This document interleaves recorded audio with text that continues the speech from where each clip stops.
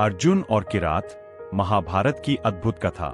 जुए में सब कुछ हारने के बाद पांडव जब वनवास गए तो अर्जुन ने निश्चय किया कि वह हिमालय जाकर कठोर तपस्या करेंगे। उनका उद्देश्य था देवताओं से दिव्य अस्त्र प्राप्त करना, क्योंकि उन्हें पता था कि भविष्य में कौरवों के विरुद्ध युद्ध में साधारण हथियार पर्याप्त नहीं होंगे। अर्जुन ने एक पैर पर खड़े होकर ध्यान और तपस्या शुरू की। उनकी कठोर साधना से स्वर्ग तक हिल गया। देवताओं ने ध्यान दिया। अंततः भगवान शंकर ने अर्जुन की परीक्षा लेने का निश्चय किया।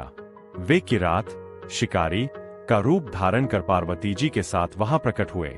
इसी बीच एक भयंकर राक्षस वराह, जंगली सुअर का रूप लेकर अर्जुन पर आक्रमण करने आया। अर्जुन ने तुरंत गांडीव धनुष पर बाण चढ़ाकर चलाया और उसी समय शिकारी, किरात रूपी शिव ने भी एक बाण छोड़ा। वराह दोनों के बाणों से मारा गया। अब विवाद हुआ। अर्जुन ने कहा, यह शिकार मेरा है। शिकारी ने भी दावा किया, यह मैंने मारा है।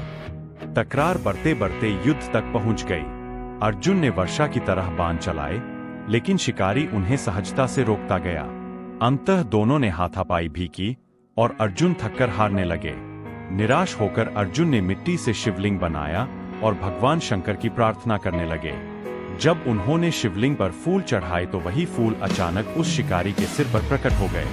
अर्जुन चकित रह गए और तुरंत समझ गए कि यह साधारण शिकारी नहीं, स्वयं महादेव है। वह उनके चरणों में गिर पड़े और क्षमा मांगी। भगवान शिव प्रसन्न हुए और बोले, वीर अर्जुन, तुम्हारा साहस और भक्ति मुझे प्रसन्न कर गई है। मैं तुम्हें देता हूँ यह पाशुपतास्त्र, जो समस्त अस्त्रों में सबसे प्रचंड है। इसका प्रयोग केवल तभी करना जब संसार का अस्तित्व संकट में हो। इस प्रकार अर्जुन को सबसे शक्तिशाली अस्त्र प्राप्त हुआ। आगे की कहानी जानने के लिए पार्ट 2 के लिए सब्सक्राइब करिए।